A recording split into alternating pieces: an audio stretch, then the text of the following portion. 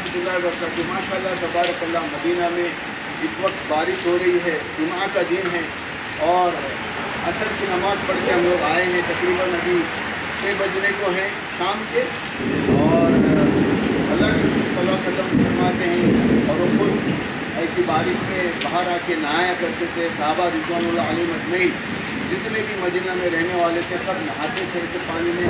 اللہ تعالیٰ پاک پانی نازل کر رہے قرآن میں، نازل وأنزلنا السماء ماء وأنزلنا من السماء ماء طهورا وأنزلنا من السماء ماء طهورا، یعنی یہ پاک پانی اللہ سبحانہ وتعالیٰ اوپر سے نازل کر رہا ہے۔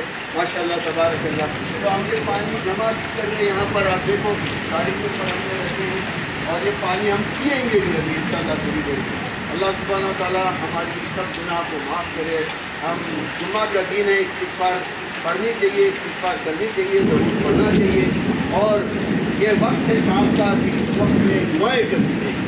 اللہم صلی علی محمد وعلی آل محمد کما صلیت علی ابراہیم وعلی آل ابراہیم انک حمید مجید۔ اللہم بارک علی محمد وعلی آل محمد کما بارکت علی ابراہیم وعلی آل ابراہیم انک حمید مجید۔ استغفر اللہ و اتوب الیہ، استغفر اللہ و اتوب الیہ، استغفر اللہ و اتوب الیہ۔